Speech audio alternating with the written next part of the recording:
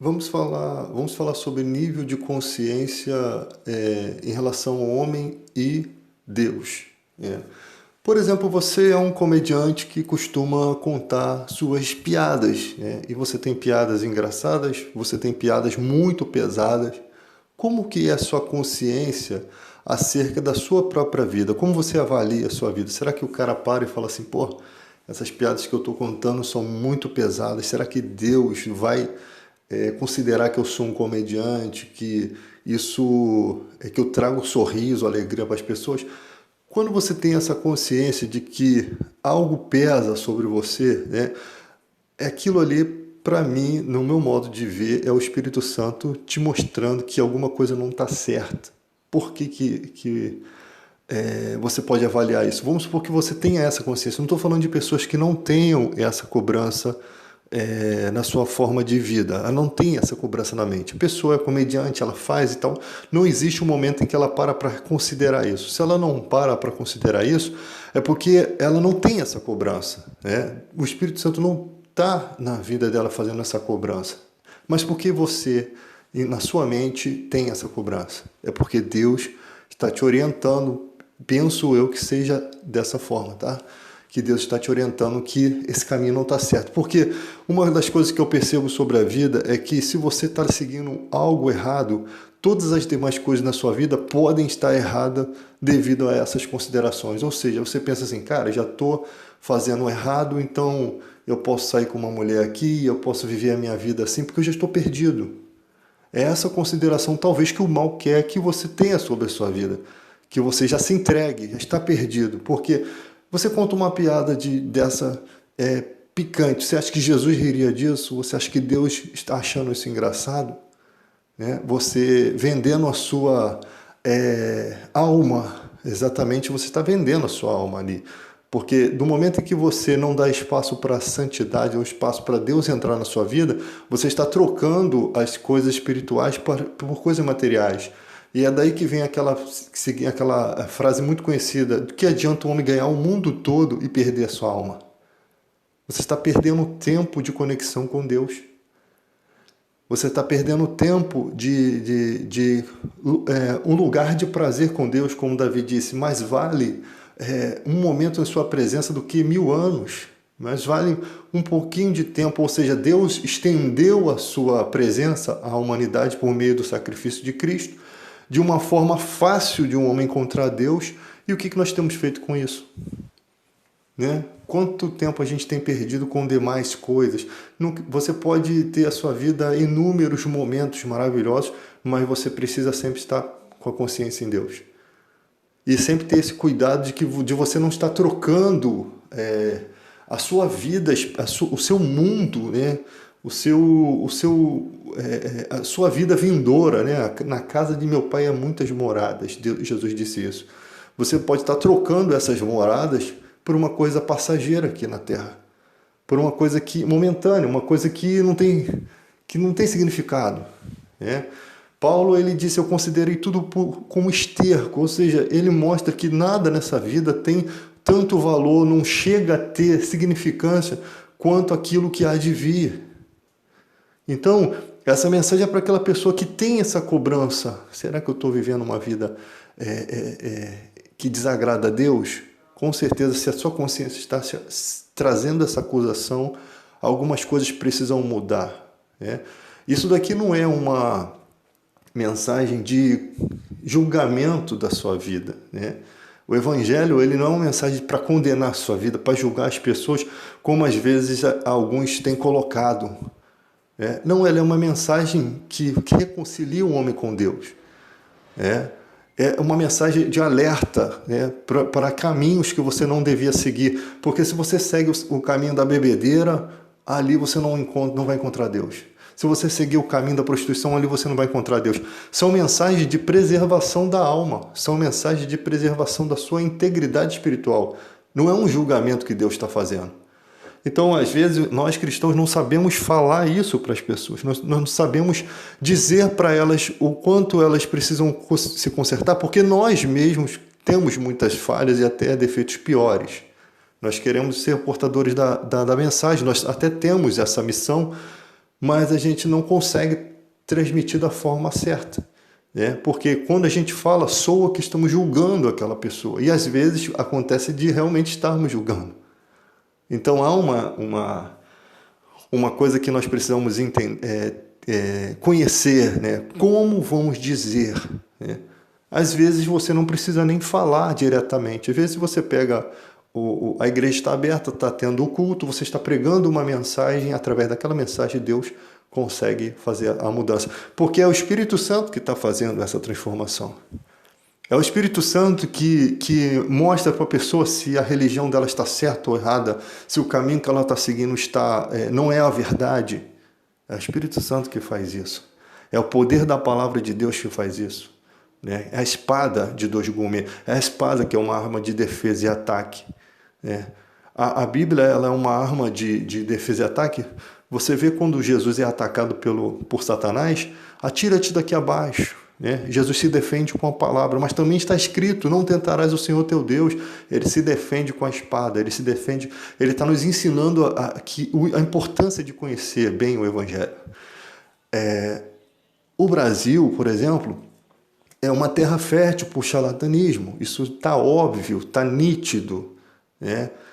Pessoas que apoiam uma obra que não é de Deus. Se você apoia uma obra que atrapalha o Evangelho, que confunde o Evangelho na vida das pessoas, você está atrapalhando a obra de Deus, está ajudando a obra do diabo. Lembre-se que a Bíblia diz assim, Satanás cega os entendimentos dos incrédulos para que não enxergue a luz que há em Cristo. Ou seja, se você está ajudando uma obra que está dificultando que as pessoas enxerguem a luz que há em Cristo, você está do lado do diabo. Foi exatamente por isso que Paulo disse, afaste-se dos impuros da fé, porque eles não andam de verdade com a gente. Eles até tentam viver o Evangelho, mas eles pregam outras coisas, eles vivem outras coisas, eles vivem de maneira diferente do que pregam. Então, esses são os impuros da fé, que Paulo disse que nós deveríamos nos afastar, mas as pessoas estão, na verdade, somando as forças com as forças dele. Então, se na sua igreja você consegue identificar que o evangelho não verdadeiro não está sendo pregado ali, você não está entre irmãos. Você está entre pessoas que não conhecem o evangelho, que estão sendo manipuladas, né? Pessoas que são até de Deus, mas a liderança dessas pessoas não serve a Deus. E elas estão servindo a essas pessoas na ignorância. Elas ainda não conseguem perceber. Você já consegue. Então, como é que você vai ficar no meio desse? Então, se você consegue perceber que a pregação do seu pastor não condiz com as Escrituras, é o momento certo para você pegar suas malas e ir para um outro lugar onde se prega a verdade. Porque você não pode colaborar. Se você não consegue ajudar aquelas pessoas a saírem daquele ponto de vista, daquela maneira de pregar, é porque não chegou o tempo da iluminação do Evangelho na vida delas, mas chegou no seu. É hora de você partir. Você tem que buscar trazer conhecimento. Você não pode aceitar, porque quem aceita está conivente. Uma coisa é a pessoa que aceita isso na ignorância e outra coisa é a pessoa que aceita conscientemente viver aquilo ali. Não, mas pelo menos eu faço isso, pelo menos eu faço aquilo, não. Mas a Bíblia é bem clara. Os impuros da fé não devem compartilhar nenhuma refeição conosco. A Bíblia é bem clara quando João dizia assim, se alguém vem trazer outra doutrina, não recebais em casa. Porque quem recebe está compactuando com aquilo que ele está pregando. Não posso receber na minha casa, em outras palavras, se fosse naquela época, né? Eu não posso dar abrigo para uma pessoa que vai ser um missionário de uma mensagem antibíblica, uma mensagem que não tem nada a ver com as Escrituras Sagradas, que vai trazer confusão espiritual. Se a Bíblia é uma espada, né? Ela é a espada verdadeira de ataque e de defesa, e o cara está pregando uma outra coisa, na verdade eu estou ajudando a nutrir uma falsa espada, uma falsa defesa espiritual, enquanto o Evangelho seria o caminho certo. Então eu não posso contribuir com o ensino do engano, porque isso vai trazer confusão, isso vai trazer problemas espirituais, isso vai trazer até problemas, às vezes, no âmbito judicial, quando aquela pessoa entra para o lado do fanatismo e acreditando tanto naquilo, porque a pessoa acredita de fato que está fazendo a obra de Deus, mas está pregando uma mentira. Então o prejuízo espiritual é muito grande. Então, quando Paulo diz afaste dos impuros da fé, que são esses que estão ali por um outro propósito, que não é o propósito de Cristo. Então você que é um cara do mundo da comédia, se a sua consciência, ou de qualquer outro mundo que você esteja fazendo algo, uma música sem vergonha, uma coisa que está motivando outras pessoas a se afastarem de Deus, você está contribuindo com o mal. Não há uma outra mensagem que seja tão sincera como essa daqui. Você está colaborando para o mal. É diferente de você cantar uma música que às vezes não é uma música cristã, mas que ela não tem um significado intuitivo de impulsionamento das pessoas para pecar. De qualquer forma, existe a música que não nos conecta com Deus, mas nos conecta com a vida, nos conecta com a bondade, nos conecta com a esperança, nos conecta com os nossos sentimentos, com coisas que nos beneficiam, são coisas boas. Não posso dizer que são coisas do diabo, porque são coisas que fazem bem, motivam a pessoa por um caminho certo, por um ideal certo, por uma justiça social. Eu não posso dizer que essas músicas são do diabo. Essas músicas, isso significa que Deus não abandona os que não estão na igreja. Pelo contrário, Ele permite que pessoas consigam instruir essas pessoas. Você, na escola, aprende às vezes sobre saci pererê, mula sem cabeça, coisas que não vão trazer utilidade nenhuma quando você for fazer um concurso público. Quando você for fazer uma prova pré-militar, um estudo pré-militar, você não vai ajudar em nada isso.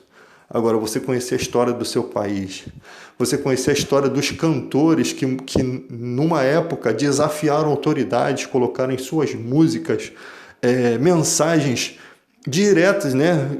Cutucaram a onça com vara curta, né?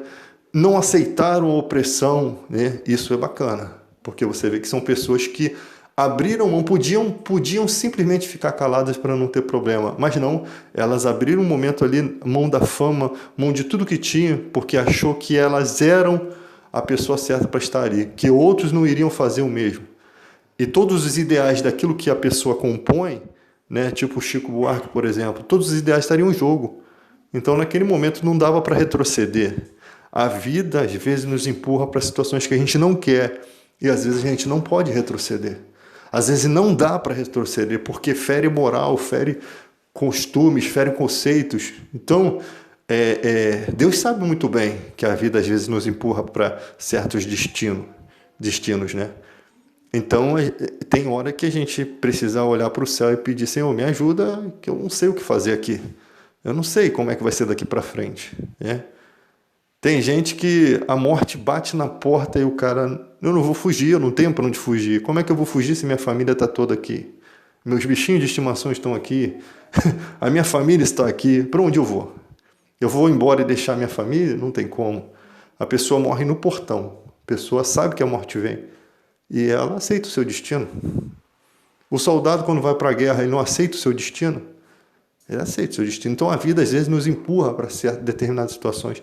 E ali, o que vai fazer a diferença é a sua conexão com Deus, para você ter forças para aceitar o destino, enfrentar de repente a morte, ou enfrentar o sofrimento, enfrentar o que vier. Aí você percebe como é importante, muito mais importante que tudo, estar conectado com Deus.